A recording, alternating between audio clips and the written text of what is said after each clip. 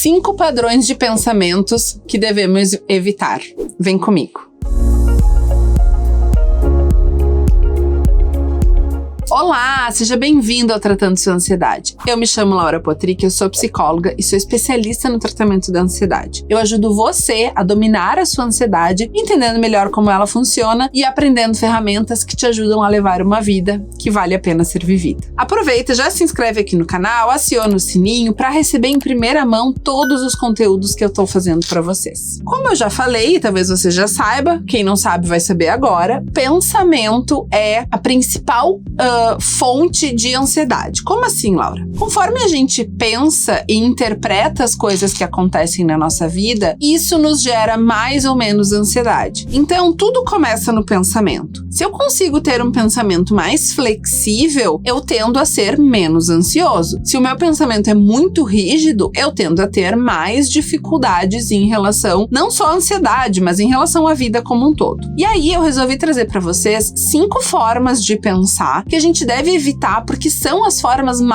que mais geram desconforto na nossa vida. Vamos nessa? Então olha só, a primeira delas e a mais clássica de todas talvez. Todas são clássicas, tá? Porque eu fiz um resuminho aqui das principais. Mas essa aqui o ansioso usa pra dedéu, que é catastrofizar.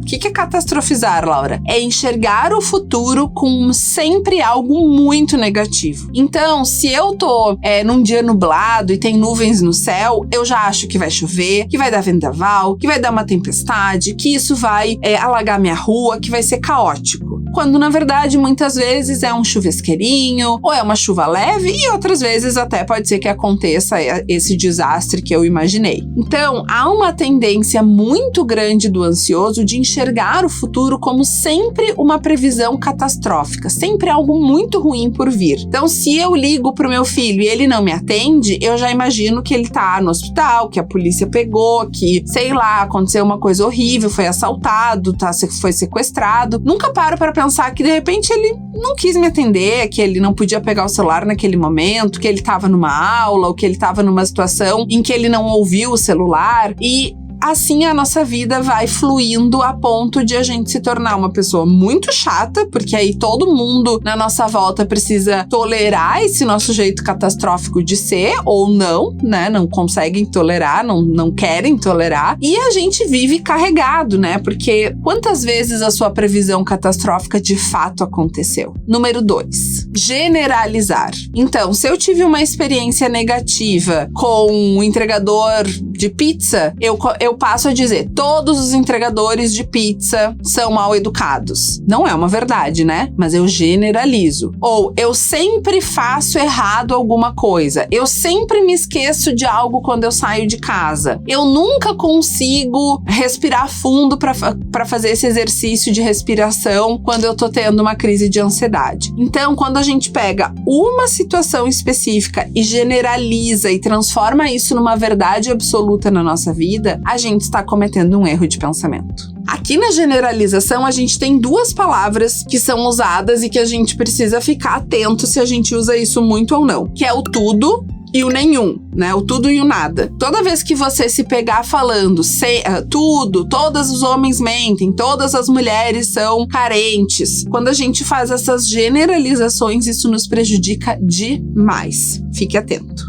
O tipo de pensamento número 3 para você evitar. Levar pro lado pessoal. Aqui tá relacionado a assim, tá chovendo, deve ser porque eu tô de blazer branco. Fez sol, é porque eu tô de blusa rosa. Alguém passou na rua e não me cumprimentou, um conhecido não me cumprimentou, deve ser porque não gosta de mim. Então, todas as coisas a pessoa se coloca como centro, como causa daquilo que tá acontecendo. E, gente, o mundo não gira na nossa volta. As pessoas, muitas vezes, não estão nem aí pra gente e a gente precisa lembrar que sempre temos que considerar que tem situações, que tem elementos que estão relacionados à vida daquela pessoa. As situações que aquela pessoa tem dificuldade de fazer, de tolerar e não a ver com a gente. Erro de pensamento número 4, filtragem. A gente tende a, nessa forma de pensar que devemos evitar, chamada filtragem, a gente tende a filtrar as coisas do nosso dia a dia e do mundo a partir do nosso estado de espírito, do nosso humor.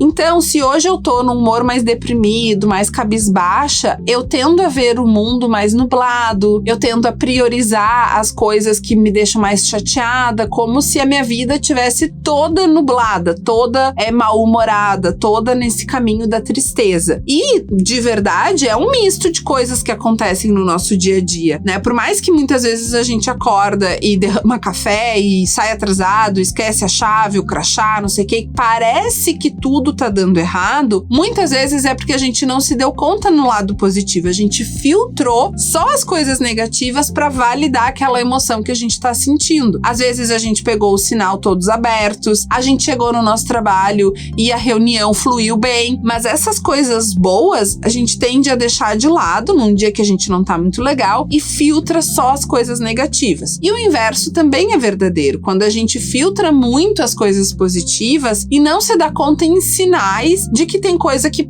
pode não estar indo muito bem, que pode ter um problema ali na frente, né? Então, essa filtragem, ela está relacionada ao como a gente está se sentindo naquele momento, naquele dia ou naquele período. E isso também pode gerar uma ansiedade, porque se eu passo a ver o meu dia como ruim, tudo tá indo mal, as coisas não estão andando, tá tudo muito pesado, tá tudo muito cinza, como que eu não vou me sentir mal? Como não vai piorar, de repente, a minha ansiedade não vai se elevar, ou aparecer, ou a minha tristeza vai se instalar